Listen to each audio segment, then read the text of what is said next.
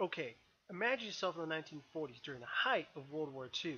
The entire world was at war with each other, and every nation was practically fighting one another. Germany looked like it was about to roll over all of Europe, and Japan was kicking us out of the Philippines. Didn't look like we were going to win the war. So, imagine yourself as the US government. You'd be interested in getting any leg over the competition you would want, right? Well, in 1939, Einstein sent a letter over to Roosevelt talking about the possibility of a weapon so devastating it could end the war. You'd be interested, right? Well, it would take only a few years, but soon the Manhattan Project will be doing just that. Two physicists working in the UK, Otto Frisch and Rudolf Peierls, started their work on the fast fission of uranium-235. February 26, plutonium was discovered by Glenn Seaborg and Arthur Wall, which proved to be more fissionable material for use in weapons.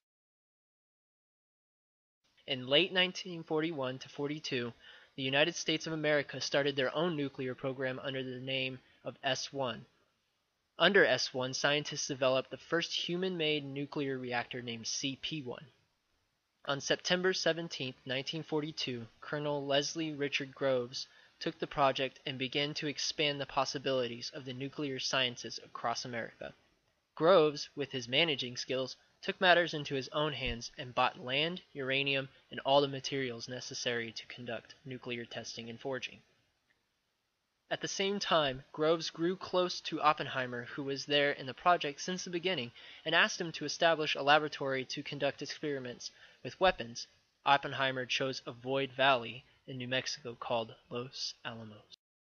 Isolating U-235 and plutonium-239 proved so difficult it accounted for 80% of the costs. By 1944, the project had hit several hurdles, including the weak production of U-235 at sites like K-25.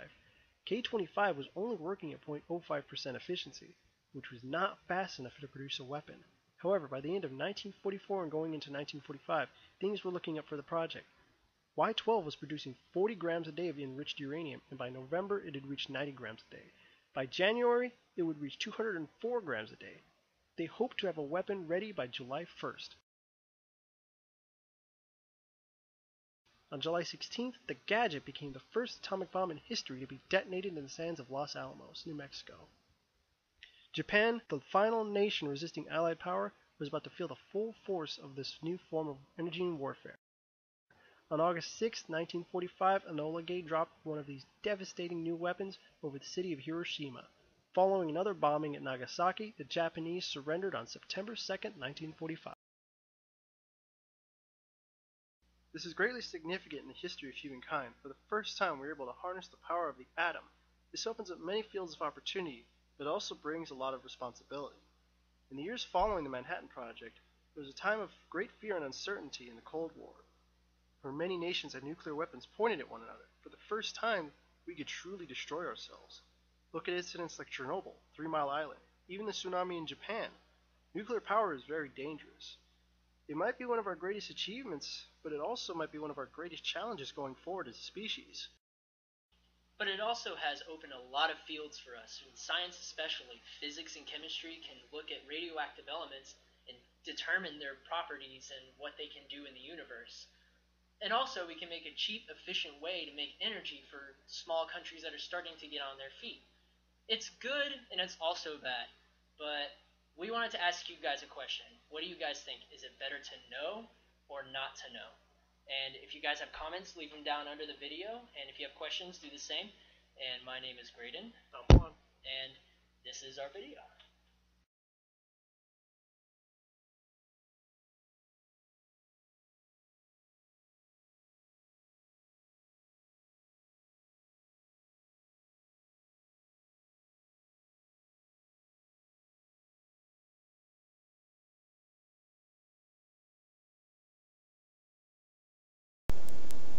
Very nice.